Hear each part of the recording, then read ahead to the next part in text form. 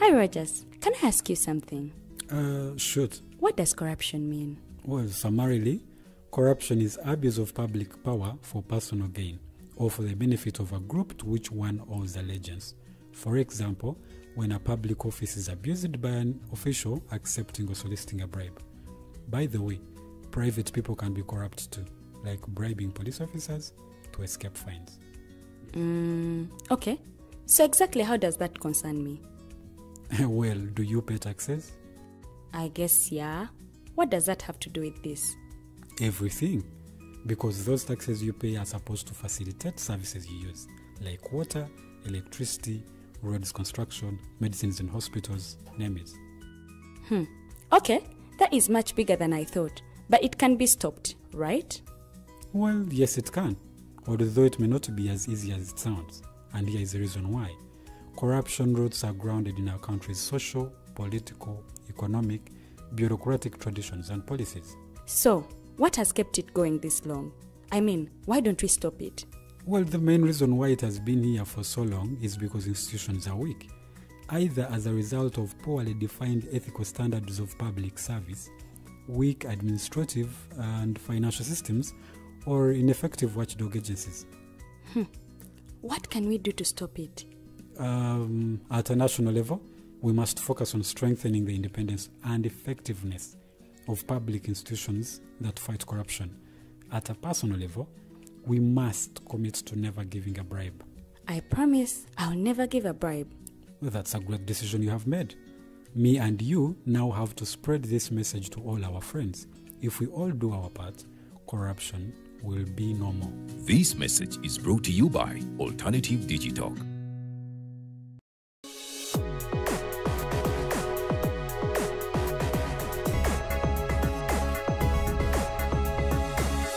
The Alternative Dig Talk. Real issues, real talk.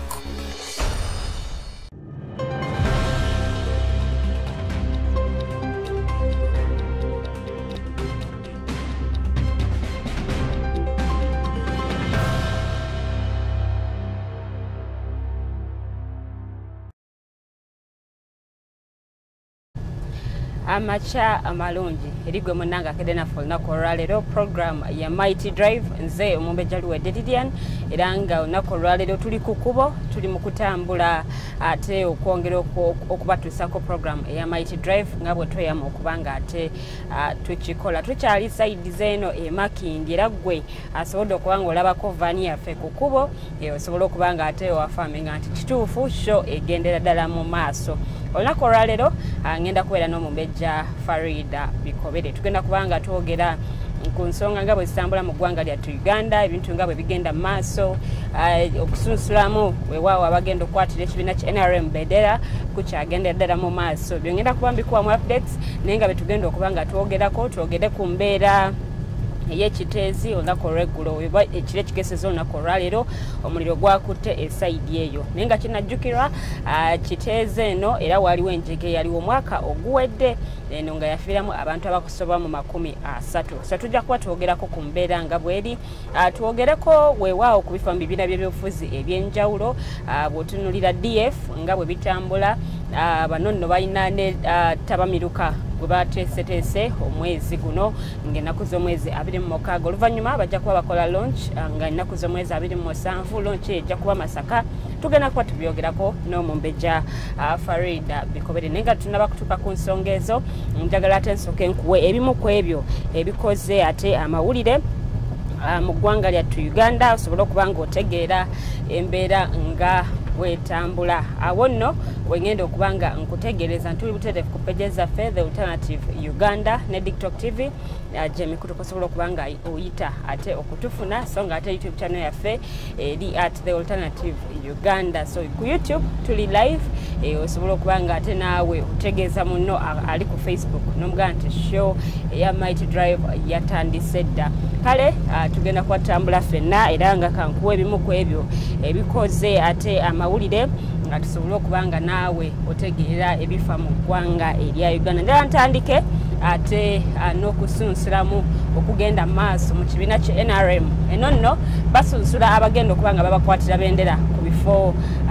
ebyababaka ba parliament mu constituencies ez'enjawulo era ng'olunaku olweggulo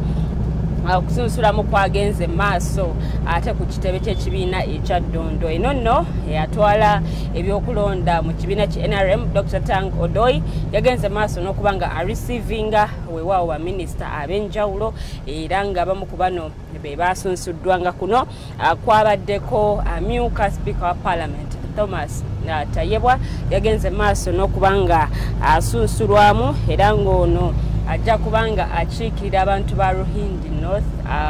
constituency ate mu parliament. Olunaku olweggulo bw'atyo naye bwe yagenze maaso n'okubanga asunsulwa ate ku kitebe eky'ekibiina kino ki NRM. Weewaawo mu kusunsulwa kwe ne Prime Minister Mukyala Robin Nabbanja naye yasunsuddwa ate olunaku olweggulo. Eno nno munnange naye bw'atyo bw'agenda okubanga akwatira ekibiina kya NRM bendera mu kalulu ketugendamu aka bonna omwaka ate ogujja era ng'ono ayagala kukiikirira abakyala ab'ekakumiro eka 2026. Wabadde nno ate ne baminisita abalala muno nno mulimu amyuka Ssaabaminisita ow'okubiri era nga ono General Retired Moses Ali naye olunaku olweggulo yagenze maaso n'okuba nga ate naye sunsulwa era akakiiko k'ebyokulonda mu NRM ke kamukakasizza okuba nga ono agenda kuba nga bakwatira bendera ate mu kalulu ka 2026 ku kifo ky'omubaka owa Moyo East ate mu parliament. Ono nno okusunsulwa kwe yabadde mu motoka era nga Dr. Tang Odoi we yasobodde okubanga amusanga era bwe yamusanze n'abanga akakasa ate omunnange okusunsulwa kwono n'ateekako stamp weewaawo n'abeera nga ate nno munnange amukakasanga agenda okubanga akwatira ekibiina kya NRM bendera ate okubanga akiikirira abantu ba Moyo East mu parliament. Mu baasunsuddwa era still olunaku olweggulo minisita w'ensonga z'omunda mu ggwanga Major General Kahinda Botafire naye yasunsuddwa olunaku olweggulo. Munnange ono agenda kukiikirira abantu ba Ruhindi County mu parliament naye ategeezezza nti ekisanja kino bwe kigendera okuggweerako agenda kuba alina emyaka 75. kakati ekisanja ekijja ekyo ekisanja kyagenda okubanga asembya era nga ekisanja kino ajja kubanga ate munnange akomekkereza ensonga ez'okwesimbawo newankubadde ajja kusigala nga aweereza eggwanga lye bw'atyo bwe yategeezezza mu bigambo bye n'agamba nti munnange omuntu bw'otuuka emyaka 80 oba amaanyi ag'okufunctioninga obulungi oba tokyayina so ebyo biba byetaaga ate omujiji omulala gubenga guyingirawo weewaawo okutwala obukulembeze ate mu maaso so bw'atyo bwe yategeezeza naye nga si yekazze ayogera ekigambo kino tulabyeko minisita Jim Muhwezi nga naye akakasanga ekisanja ekijja bwe kigenda okubanga ate ekisanja kye ekisemberayo ddala weewaawo ne minisita Matiya Kasaija naga nti munnange bw'anaaba yeesimbyewo ku mulundi guno naye abantu banaaba mutaddemu obwesige kijja kubeera ekisanja kye ate ekisemberayo ddala so nno bwe biti mu NRM bwe bikyali okusunsula kukyagenda mu maaso weewaawo nga lwo n'aba kyalindiridde akamyufu ate okulaba buta bwe kagenda okutambula okumanya ani agenda okuba nga ayitawo okukwata oba okukwatira ekibiina ekyo ate bendera mu kalulu ka bonna ketugendamu ye Speaker wa Parliament Anita Among ono nno ali unopposed era ye yamaze dde okubanga ate nno munnange ayitawo awo njagala nveewo mu kibiina kya NRM ekibiina ki Forum for Democratic Change nayo bakyagenda maaso n'okubanga basunsula ate babagenda okubanga babakwatira flag ku bifo by'obukulembeze ebyenjawulo era ng'omubaka wa Maokota South ono nno nga munnamateeka amanyiddwa nga Yusuf Nsibambi ekibiina ki Forum for Democratic Change kyamaze dde okubanga ate akimukakasa era nga ono agenda kubanga abakwatira bendera ate mu kitundu ewaawo kyennyininyini kyagenda maaso n'okubanga akiikirira ekyamaokota South mu Parliament bannakibiina ate no munnange batandise dde okubanga ate nabo bateekayo empapula zaabwe okulaba nga basaba okukwatira ekibiina ekyo bendera ku bifo ebyobukulembeze ebyenjawulo oba ku mitendera egy'enjawulo era ng'akulira ebyokulonda mu FDC omukulu Toserebuka Boniface Bamwenda yagenze maaso n'okuba nga akakasa kino ndaga nti enteekateeka ez'okusunsula boolyawo abagenda okuba nga babakwatira bendera zo zikyagendera ddala mu maaso oba enteekateeka eno etambulira ddala ate bulungi. Njakala nve mu kibiina ki FDC nveewo neeyongereyo ate mu kibiina ekya Democratic Front munnange omukulu Mathias Mpuuga Nsamba ono nno kakati we twogerera yamaze dde okuba nga ategeeza bannayuganda abaagala okwesimba okukwatira ekibiina ekyo bendera ku bifo ebyobukulembeze ku kaadi y'ekibiina ekyo okusobola okulaba nti nabo bateekayo oba bajja ne baduna empapula ne bateekayo okusaba kwabwe weewaawo enzigi nzigule oba emiryango migule butereevu. Okwogera bino yabadde mu lukuŋŋaana lw'abannamawulire ate nno munnange bwe yatuuzizza ekitero ky'ekibiina ekyo enamirembe olunaku olw'eggulo okwongera okutaanya ku nteekateeka mu kibiina ekyo nga bweyimiridde weewaawo n'okuba nga akakasa we bali nakyo kye bagenda okuba nga bazzaako. Yategeezezza nti munnange ensonga y'obukulembeze bw'ekibiina bagirina mu ndowooza era nga bateekateeka ttabamiruka w'ekibiina ekyo ng'ennaku z'omwezi 26 omwezi guno gwennyini gwe tulimu okulaba nti balonda abakulembeze ate abagenda okuba nga batwala ekibiina ekyo mu maaso. Naye nti okubeera omukulembeze mu kibiina ekyo olina kusooka kubanga ofuna kaadi ey'ekibiina ekukakasa nti oli memba mu kibiina ekya Democratic Front era nga bajja kubanga oyisibwa mu mitendera ate okulaba nti ofuna kaadi eno era naga nti kaadi si kapapula bupapula ke balina wabula kaadi yennyini ey'ekibiina ekakasa nti oli munnakibiina ekya Democratic Front wabula oluvannyuma lw'okubanga bakakasa bajja kubanga babeera ne delegates conference okubanga balonda ate abakulembeze oba obukulembeze bw'ekibiina ekyo. Oluvannyuma bajja kubanga ate batongoza munnange ekibiina kino ng'ennaku z'omwezi 27 omwezi guno gwennyini gwe tulimu ogwa Ssebaaseka era nga omukolo guno gujja kubeera ku Laston Gardens ekijja bwemi mu kibuga Masaka. So bayise bannayuganda mwenna okusobola okulaba nti ate nammwe mubeera ku mukolo guno gwennyini ogw'okutongoza era nga tugenda kuba mukolo gwa byafaayo nnyo gugenda kubeera omukolo mawuuno. Bw'atyo Commissioner Parliament omukulu Mathias Mpuuga Nsamba bwe yakakasizza ensonga eno ku mukolo guno kwabaddeko still n'abamu ku bakulembeze okuva mu Democratic Front nalabeko Honorable Mike Mabike Honorable Samuel Walter Lubega Mukaku naye yabaddewo nnyo weewaawo mu press conference eno enabanga ate ayogerako ne ku nongosereza eziruŋŋamya okulonda mu ggwanga lyattu Uganda n'agamba nti yaleeta ennongosereza zino naye ensonga zino tezinnaba kubanga ziweebwa ate amatu oba tewannaba kubaawo kikyuka nnyo ate ku nsonga eno naye ng'ate ye weewaawo ennongosereza ezo yali amaze okubanga zireeta n'azanjulira ate Parliament ezo ensonga za DF n'omukulu Mathias Mpuuga ndagala nsooke nziteeke wabbali ngendeko mu kibiina ki NUP olunaku olw'eggulo babadde ne press conference oluvannyuma lwa delegates conference gye balina ate sabbiiti ewedde nga nno bano bagenze maaso n'okuba nga batangaza aga nti eno yali delegates conference yennyini tewabaawo ate muntu yenna ayogera kino oba ayogera kiri weewaawo ne babanga boogerako ku nsonga y'etteeka President Museveni yataddeko omukono erinuŋŋamya ate gyereggwanga UPDF weewaawo bano nno leader of opposition omukulu Joel Sanyonyi yagambye balinze ligazeetingibwe nti olugazeetingibwa bwe bati bwe papa ate nabo bagenda kubanga bali challenginga kale nno bw'atyo bwe yakakasizza ensonga eno naye nga ye omukulembeze w'ekibiina ekyo omukulu Robert Kyagulanyi Ssentamu yagenze maaso n'okubanga ebyanaga nti mubenga ate munnange mutunuulira nnyo abo be bawadde kaadi ku bifo bino ebyabavubuka weewaawo abaliko obulemu n'abakadde okulonda okwo okugenda mu maaso banna NUP mubenga ate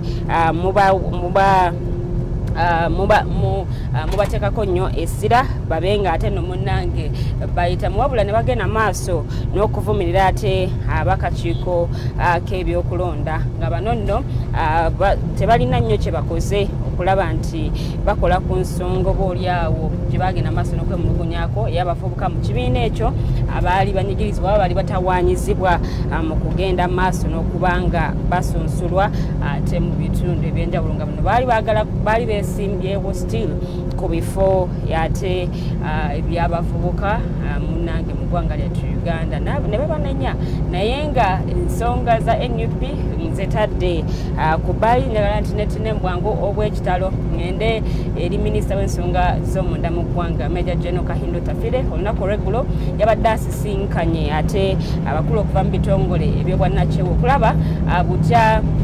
bwe bagenda maaso n'okubanga bategeka akalulu ate no munnange ak'amazima n'obwenkanya ate nga tekaliimu mivuyo era nga bano bamusinkanya olunaku olw'eggulo ne bongera okubanga boogera ku ebyo ebibaluma ensonga y'okuba nti tulina amagye mu kulonda n'agamba nti munnange ye ensonga ezo aziwulirira azimanyi tizigenda mu maaso naye nga ye minisita ekyo takyagala nga amagye tetugeetaaga mu kalulu wabula ate no munnange tulina poliisi emala kuba enamba ya poliisi emala bulungi nnyo okusobola okulaba nti ehandolinga buli mbeera ate eba eze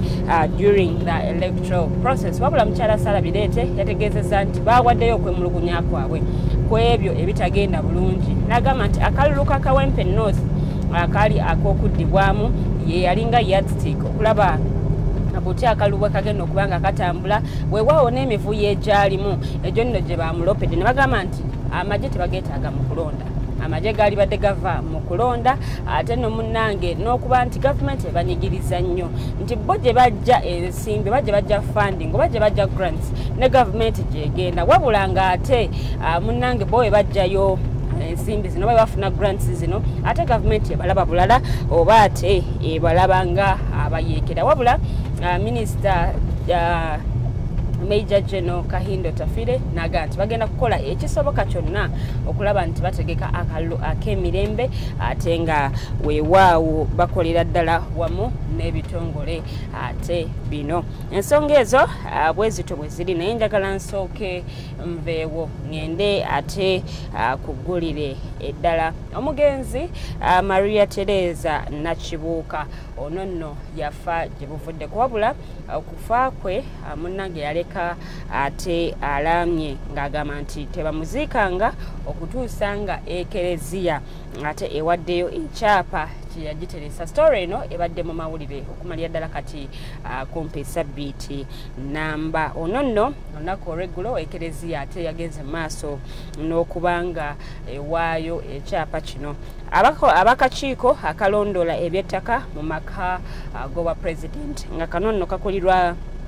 Brigadier Moses Lukyamuzi weewaawo babaddewo nnyo okubanga banjulira ab'eŋŋanda za Nakibuuka ekyapa ate munnange ekibaddeko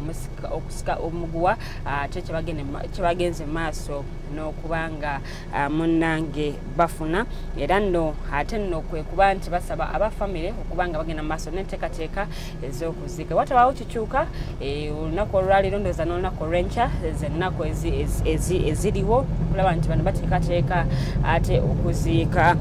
mukyala Maria Teresa Nakibuuka endoliito zibadde wakati wa famire weewaawo ne ekereziya ate katolika nga bagamba nti munnange ono yafa ng'alaamye nti ekyapa kye kimuddizibwa oba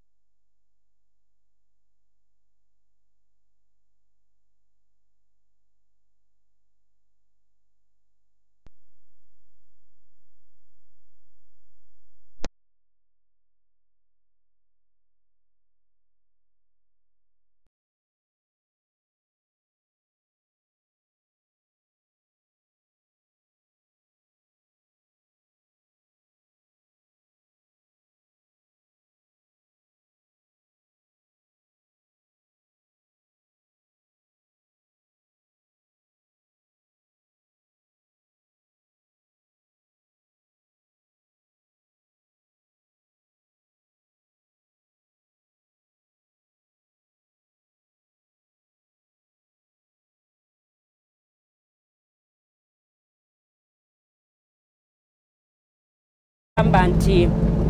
tezikwatiddwa bulungi. Ensonga enkulu y'ensonga ey'omusaala. Kinajjukirwa nti omukulembeze w'eggwanga General Yoweri Kaguta Museveni yalagira abasomesa amasomo ga sciences okubanga ate bongezebwa omusaala, naye ng'ate bannaabwe aba arts bagenda maaso n'okwemulugunya nga bagamba nti kino si kirungi, kireetawo enjawukana ate wakati waabwe. So bano nga beegattira mu kibiina Uganda Professional Humanities Teachers Union bagenda maaso n'okuba nga bateeka wansi ebikola okutuusa nga gavumenti ekoze ate ku nsonga zaabwe. Abasomesa benjogerako kati bano bavudde embalala be bagenze maaso n'okwegatta ate ku kwekalakaasa kw'okubanga bateeka wansi ebikola okutuusa nga gavumenti evuddeyo nekola ku nsonga ezibaluma oba ng'evuddeyo nekwata ate ku nsonga zaabwe. So nno gabo abayizi bagamba nti kino kiri mu kubakosa kubanga badde batandise kuba nti mundange bakwata ku miramu oba ku topics ez'enjawulo mu kusoma kwabwe, naye ng'ate kino kizingamiziddwa olw'ensonga nti abasomesa abalina okubanga baba basomesa ate nomunange ennoni bagiteeka dda wansi. Kale njagala mbe nga puleti zaffe nziwunzikiraawo tugende mukumulamu ku katono nnyo. Bwe tukomawo Mumbeja Farida Bikobere ngenda kubeera naye twongere okutanya ku mbeera nga bwetambula mu ggwanga. Ensonga y'abasomesa eno nkulu so nga ate ne budget yakamalirizibwa okubanga esomebwa, naye ng'essira ligenda kusinga kuteekebwa ku kuzimba seed schools mu bitundu by'eggwanga ebyenjawulo. Abaffe ensonga zino zinaakolwako nga abasomesa bano bwe baagala zibeere. Tuwumula mu katono nnyo Mighty Drive ekyagenda maaso. Good morning.